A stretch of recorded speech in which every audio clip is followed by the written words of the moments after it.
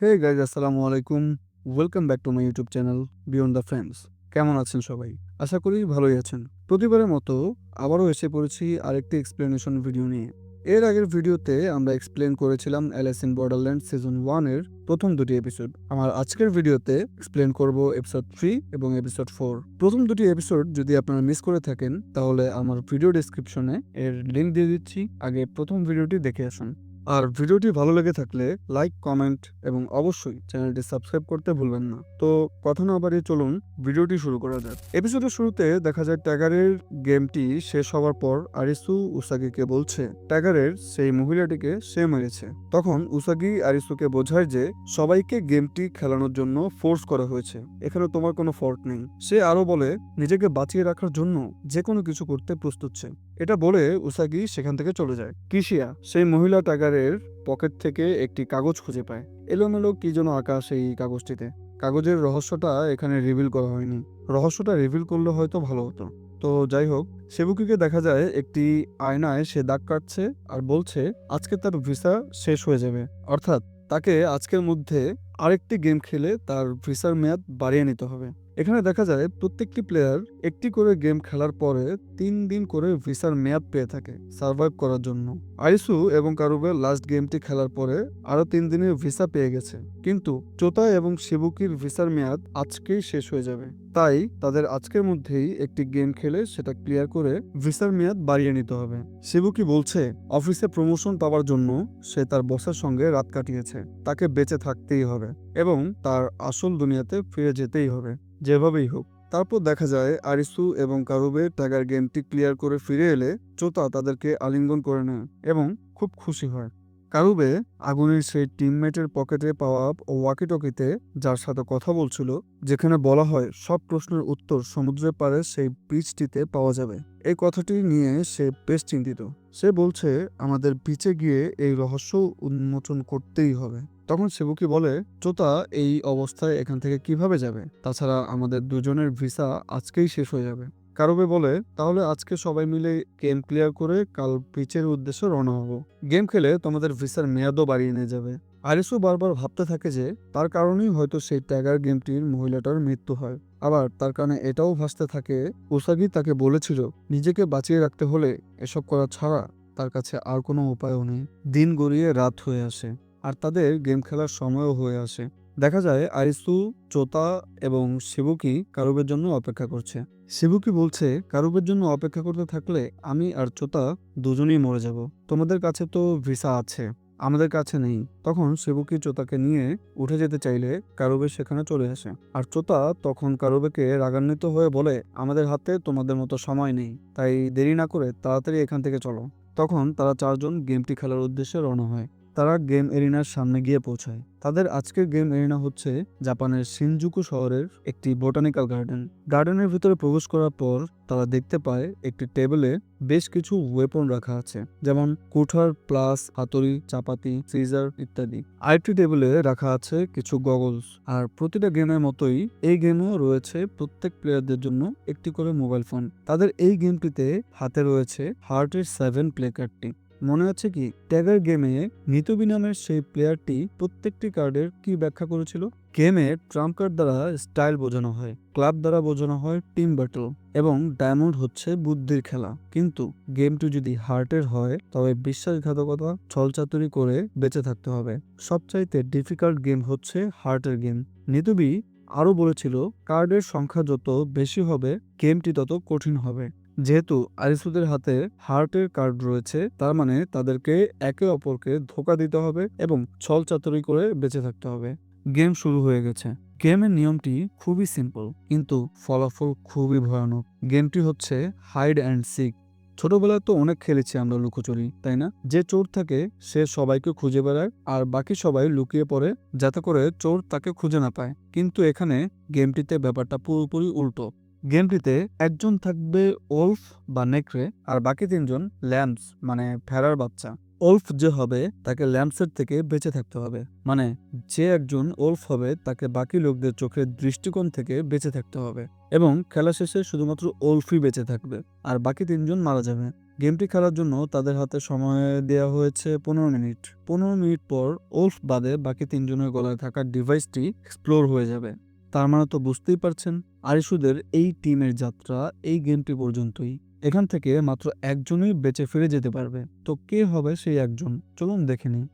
প্রথমে ওলফ হয় চোতা। চোতা তখন তার গলায় থাকা ডিভাইসটি খুলে ফেলতে চাইলে আরিসু বলতে থাকে এমন জোরাজুরি করলে গলায় থাকা ডিভাইসটি ব্লাস্ট হয়ে যাবে। তখন চোতা আরিসুর দিকে তাকালে আরিসু ওলফে পরিণত হয়।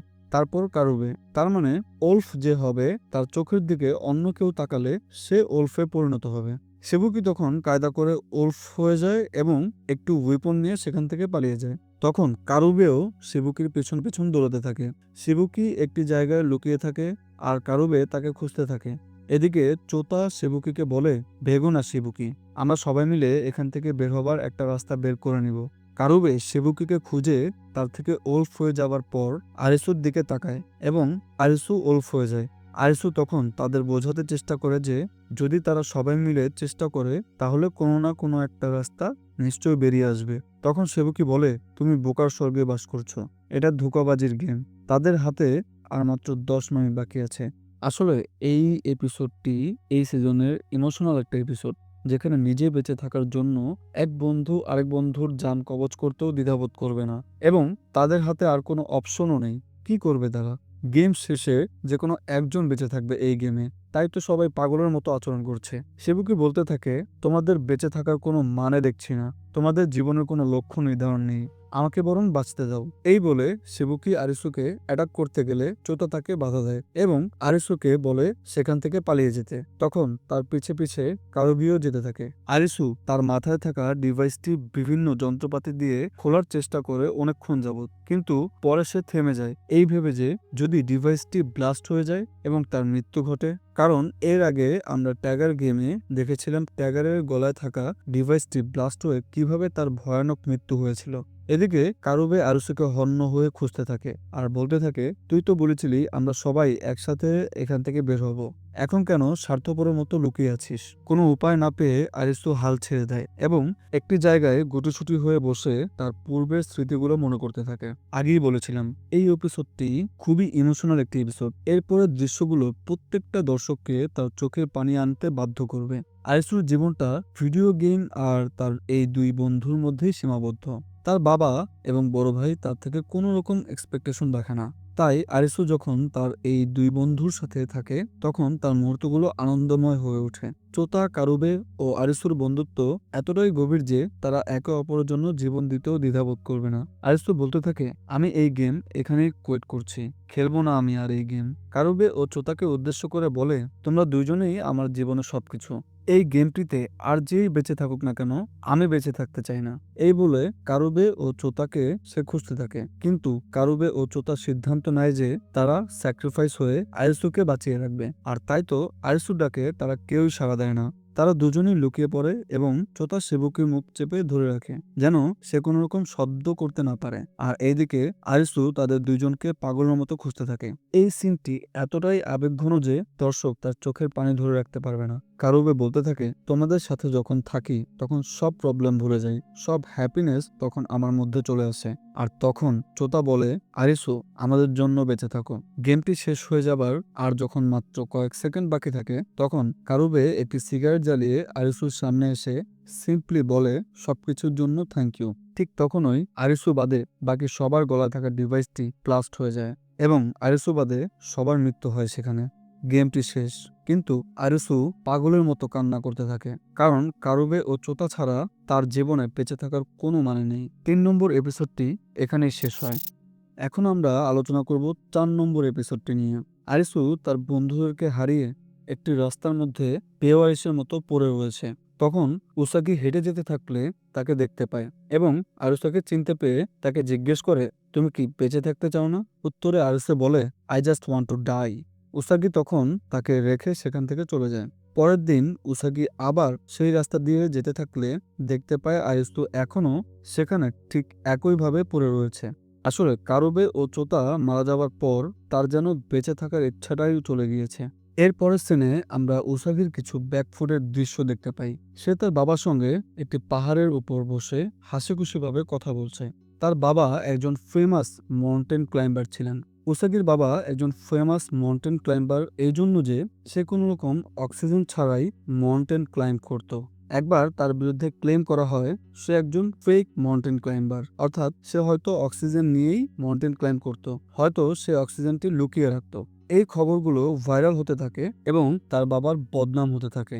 একদিন তার বাবা তার বিরুদ্ধে আসা অভিযোগগুলোকে মিথ্যা প্রমাণ করার জন্য একটি পাহাড়ের উদ্দেশ্যে বেরিয়ে পড়ে। এরপর সে আর ফিরে আসেনি। অনেকে মনে করে সে পালিয়ে গেছে নিজের লজ্জাকে লুকানোর জন্য, অনেকে মনে করে সে মারা গিয়েছে, আবার অনেকে মনে করে সে আত্মহত্যা করেছে। আর তার এই অপমান বোধগুলো তার মেয়ে উসাগিকেই সহ্য করতে হয়। আরিসুকে উসাগি সেই রাস্তা থেকে উঠিয়ে তার কাছে নিয়ে আসে এবং তার সামনে কিছু খাবার খেতে দেয়। আরিসু তাকে জিজ্ঞেস করে, আমাকে কেন বাঁচিয়েছ? উত্তরে উসাগি বলে, কারণ তোমার শরীর বেঁচে থাকতে চায়। তখন সে বলে, এখন আমি কার জন্য বেঁচে থাকবো? আমার বন্ধুরা আমাকে বাঁচাতে গিয়ে মরে গিয়েছে। ওরা ছাড়া আমার বেঁচে থাকার কোনো মানেই হয় না। হাইড অ্যান্ড সিক গেমে আমি ছাড়া আর কেউই বেঁচে নেই। আমি তাদেরকে মেরে ফেলেছি। আমার বেঁচে থাকার কোনো অধিকার নেই। তখন উসাগি বলে, একটা সময় ছিল যখন আমিও মরে যেতে চাইতাম। আমিও পড়েছিলাম এক কোনায়, যতক্ষণ পর্যন্ত না ক্ষুধার জ্বালায় ভুগেছি। মরতে তো আমাকে হবেই। হয়তো কাল গেমের মধ্যেই মরে যাব, অথবা ভিসা শেষ হয়ে যাবার পর। পরের দিন সকাল হয়ে গিয়েছে, কিন্তু আরিসু তখনও সেভাবেই পড়ে রয়েছে। উসাগি তখন বলে, ট্যাগার গেমটিতে তখন তুমি সবাইকে অ্যালার্ট কেন করছিলে? আরিসু বলে, তখন আমি বেঁচে থাকতে চেয়েছিলাম, আর আমি চাইনি আর কেউ গেমটিতে মারা যাক। উসাগি বলে, এই কারণেই আমি তোমাকে বাঁচিয়ে এনেছি। ওই দিন তুমি যদি অ্যালার্ট না করতে, হয়তো আমি মারা যেতাম। তাই তো ঋণ পরিশোধ করতে যাচ্ছে এখন। নেক্সট গেমটি খেলার জন্য আরিসু এবং উসাগি একটি টানেলে চলে যায় এবং সেখানে তারা একটি বাস দেখতে পায়। বাসটি বেশ পুরনো এবং সেটাতে বেশ আঁকাআঁকি করা ছিল। তারা বাসটিতে উঠে দেখে তারা বাদেও আরো 3জন প্লেয়ার সেখানে উপস্থিত ছিল। তার মানে এই গেমটির প্লেয়ারের সংখ্যা সর্বমোট 5জন। বাসটিতে উঠতেই তাদের 3জনের মধ্যে একজন বলে ওঠে, তোমাদের পুরনো প্লেয়ার বলে মনে হচ্ছে।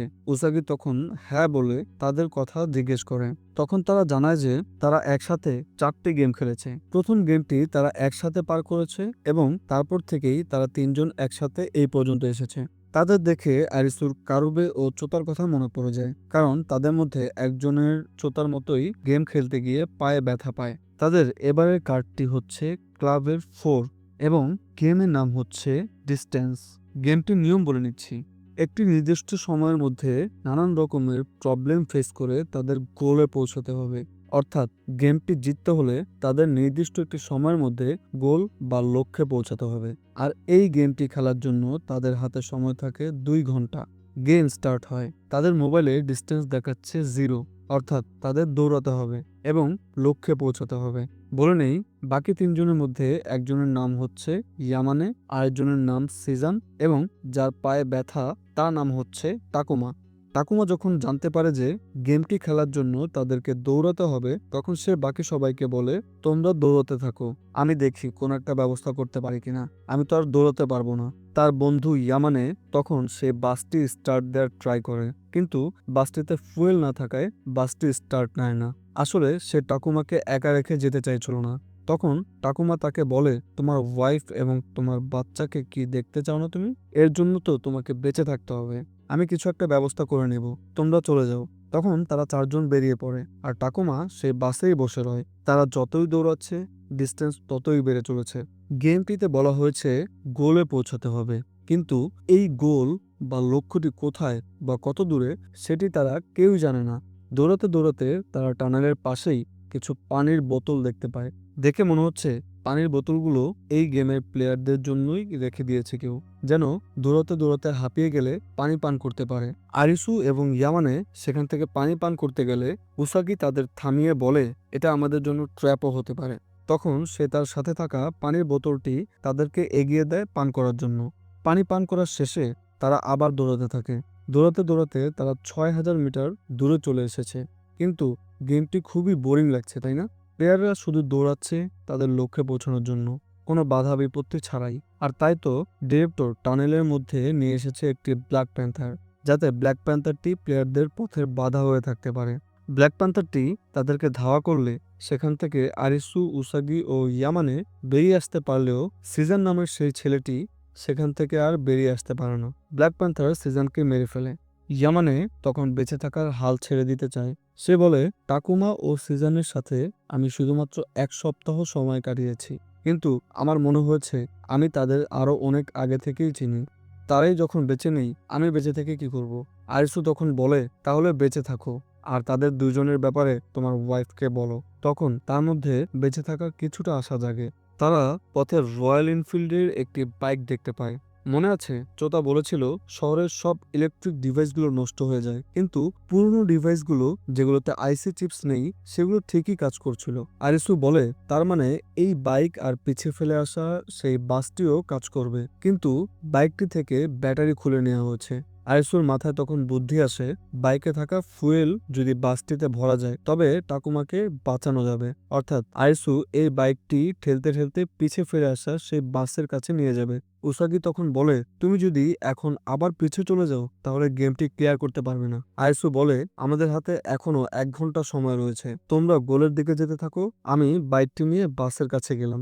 বাসটি যদি চালাতে পারি তাহলে তাড়াতাড়ি আমরা লক্ষ্যে পৌঁছাতে পারবো।